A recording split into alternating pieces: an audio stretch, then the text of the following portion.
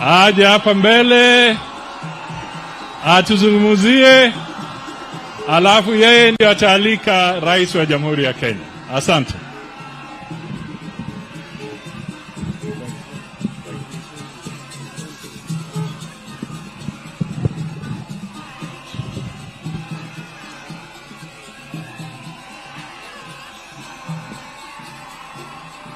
Haya. Jothurwa.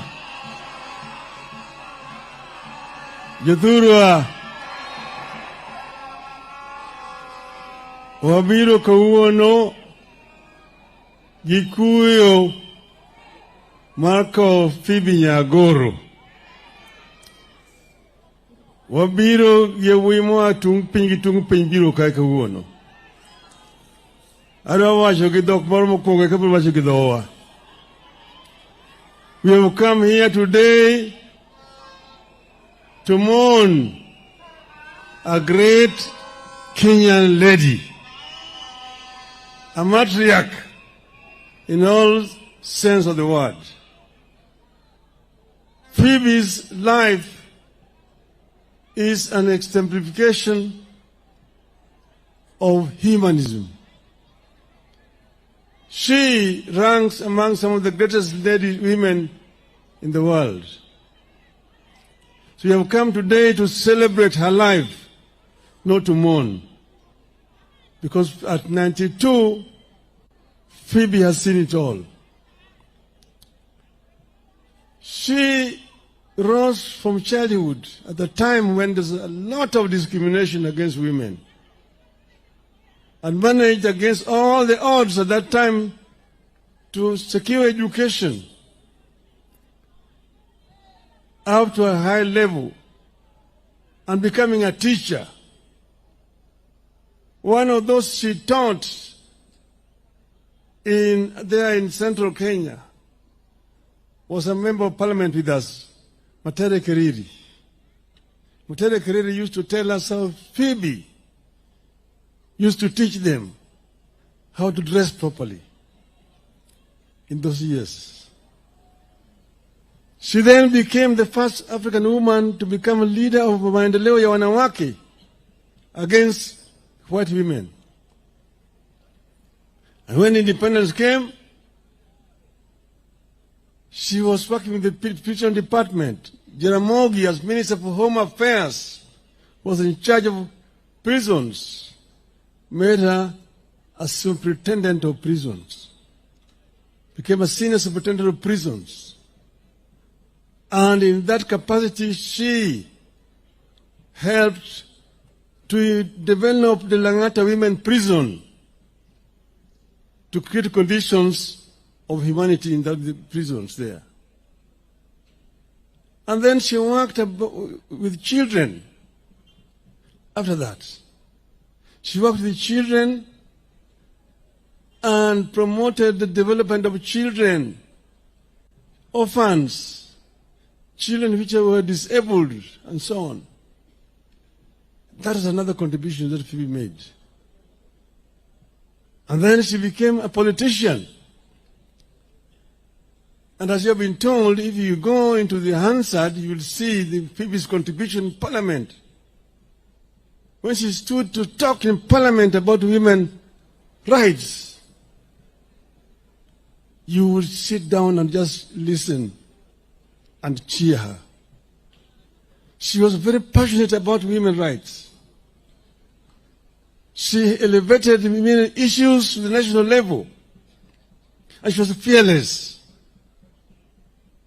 Phoebe was also compassionate. Oburu has told you the relationship between us, our family, and the family of Phoebe. Jaramogi and Phoebe's father, the late Pastor Joel Omer, were the founders of Luo Union East Africa. Jaramogi became the first Ker. Joel Omer became the deputy Ker. Late Mr. Adano Tuko became the Secretary General of Luo Union. And it is through the Joel Omer that Oburu came to study this other side of Nyanza. We used to meet Phoebe in those years when she was young. And therefore, Phoebe is like my elder sister. Here, this family, you know, all her other brothers, some of them late, most of them late, and sisters. We are family with the Omers. But Phoebe has also several connections here. Her grandmother came from another clan of Karachuonyo. She herself lived in another clan of Karachuonyo. Now she's married to another clan of Karachuonyo. That's why when she decided to come into politics, she was unbeatable in Karachuonyo. She stood against Okikamayo and won. Amayo appealed, and there was a by-election here in Karachuonyo. We came to Karachuonyo here with Orengo Jimmy here. Kajawad Gadongo. Asoko Jaka John. Here, Phoebe's symbol was the house. And that by-election was contested. It was a serious by-election because the entire government machinery was supporting Okikamayo. But we came here, descended this place like bees. And we had a Soka Jaka John with his kinanda. Odd. Yokarachuonyo. Odd. Nyagoru. Odd. Kende mwago ni ombulu. Phoebe wacho. Odd. Asiyo wacho. Odd. Okachi wacho. Odd. Karachuonyo wacho. Odd. Odd. Kende mwago ni ombulu.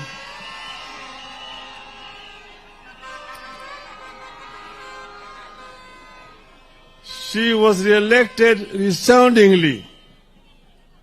And after this momentum that we had gathered here in Karachuonyo, we descended into Ugenya. There was another by-election in Ugenya. And that by-election again, we put Orengo Simba. And Simba also won against another minister, Matthew Sugutu. Then we moved up to central Kenya at that time. We had created a wave at that time, which was very powerful. Phoebe did not let us down when she went to Parliament. She went to Parliament and continued to fight for the rights of Kenyans that we had all been talking about. Later on, we would join with Phoebe in 1992 in Ford, Kenya. And she became a member of Parliament for Karachuonyo once again. And we were there together up to 1997. Jaramogi died when we were together with Phoebe. And Phoebe was one of the people who actually held my hand at that time and asked me to forget what had happened and to move on. She was one of the people who consoled me at that very difficult time. So that's why I'm so happy today that the government of President Ruto has accepted to give Phoebe this kind of burial that she richly deserves. As a hero. As a hero. And Mr. President, I want you to follow it up by dedicating a monument in Nairobi in honor of Madam Phoebe Asio Nyaguru. Because Phoebe deserves it. Phoebe has done what many people have not been able to do. And that's why we are all here today. I want to say now, we are here as Kenyans today. We know where we are coming from. We were in a very serious situation sometime last year. Everybody knows where we were. There was a possibility of Kenya degenerating into a failed state like Somalia, like Sudan today. People who do not understand history talk very easily. But ask them, tell them, what happened in Libya? What happened in Egypt after the Arab Spring? What happened? Why was it a risk where a crowd not able to move in and take the government and form a government? Where do you have a military regime in Egypt today after the Arab Spring? Even Tunisia. People do not really understand. That's why they make it very simple. And it's very easy for them to write articles in newspapers. I read them and I just laugh. They tried to trivialize what was a very serious situation. So what we have today is basically something that we were forced into because of the circumstances that were existing at that time. I want to invite somebody to tell me their own solution, how this would have been solved. We sacrificed so that there could be peace in this country. And that's the reason why we are here today. I do not regret what we did. We did it in the best interest of our country. And Kenya must move forward. But we have continued to say that we need to improve our governance structure. Issues of human rights must be respected. We must ensure that people live well. We must ensure that our people have food, that our people have shelter, that our people have work, that our people, when they are sick, they can be treated, that our children will go to school. This is very, very important to us. This is very important indeed.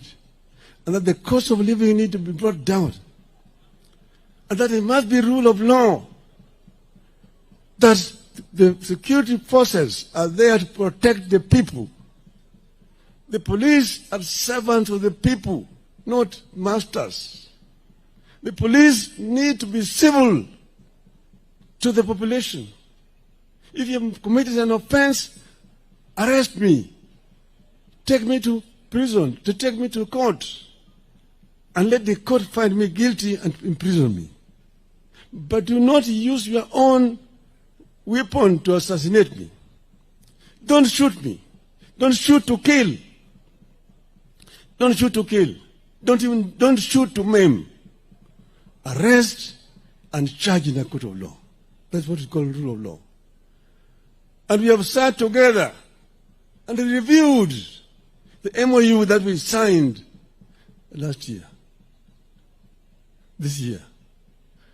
And we have now put together a framework to ensure that the MOU is implemented to the letter.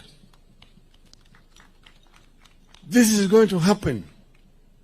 Those who have been maimed, those who have been injured, those who have been in hospital, and those who have died, the families of those who have died will be compensated.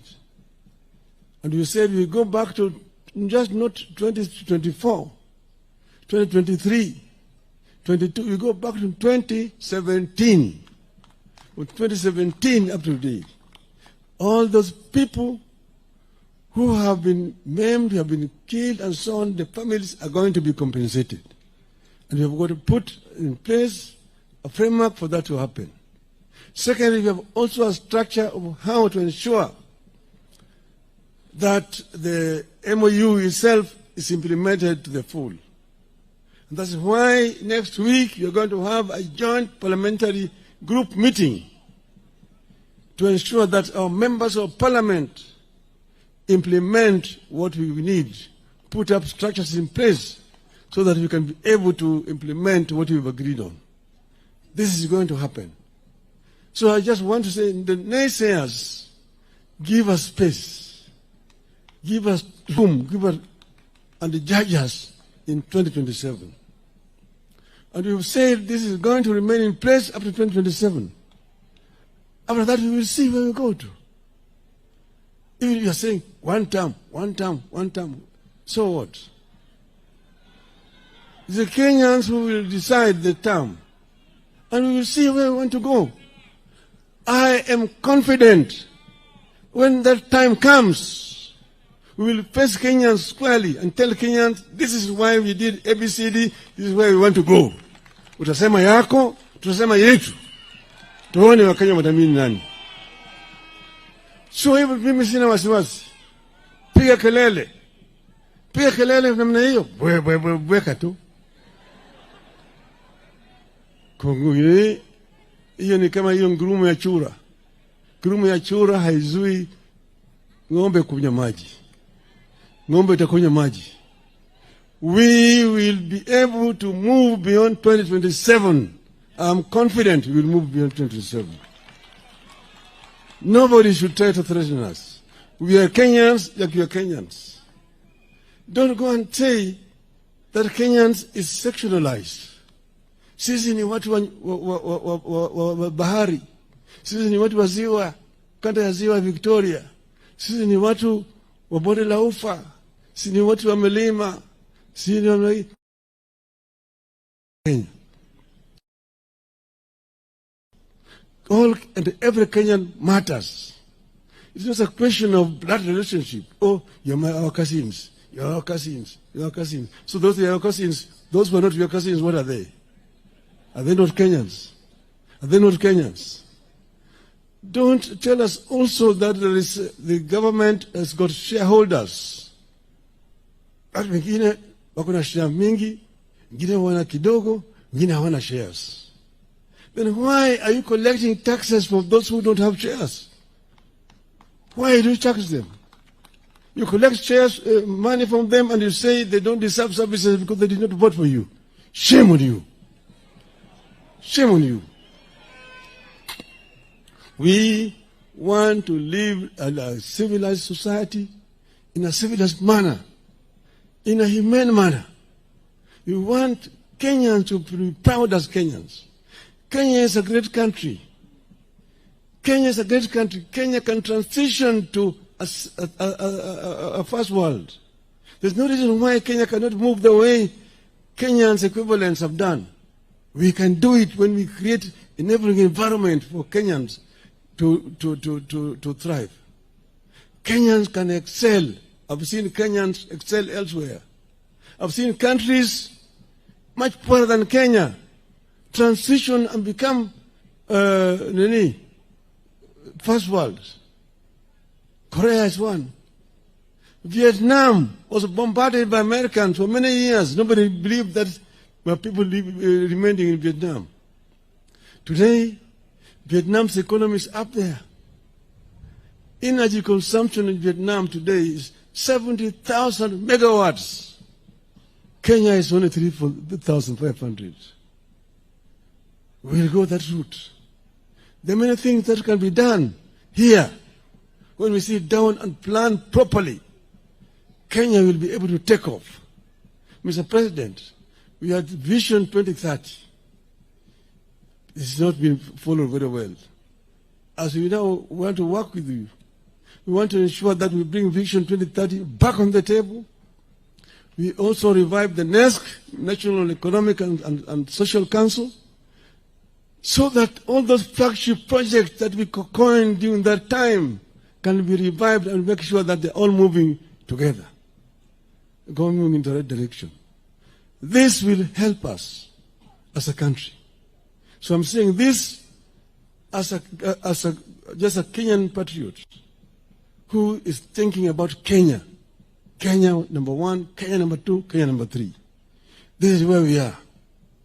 At this juncture now, I also want to congratulate Harambee Stars for making us proud twice.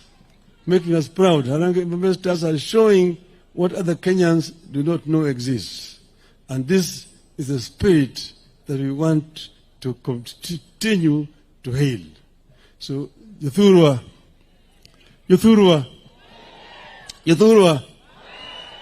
wako Nyagoro, Gimor.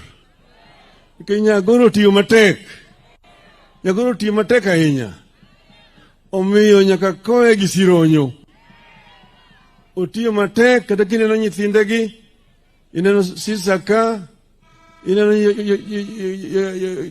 nyige duto te yawuotegi. Chona kageki, oting'o malo. Dala kaka una asiyo, nechalo dala waka.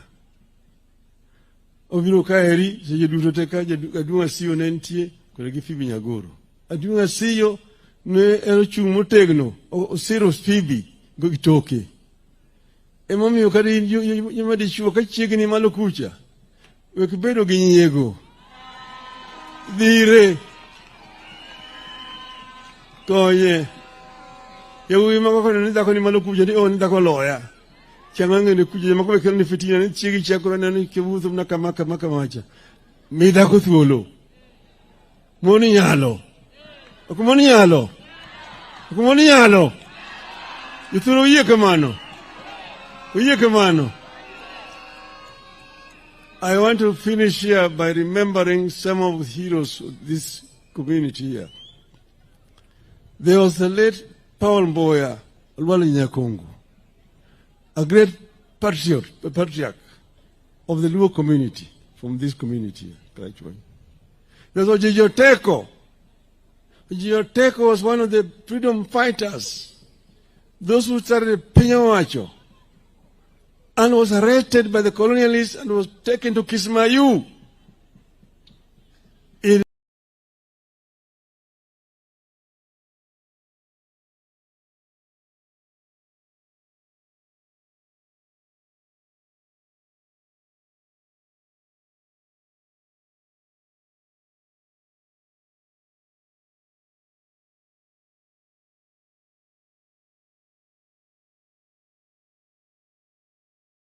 Now the present day Somali, nyako mare tegno. Enindi kucha kama chiegni goji juno teko. Go Paul Mboya, Raila Odinga. Go chok. Kodoko kiki manikirugo. Nyasaye kodoko kiki manikirugo. Nyasaye mondo uketichunyi kama beri purumalo. Erokamano. Now let me take the opportunity to invite ndugu Rais wa Jamhuri ya Kenya, President William Samoei Ruto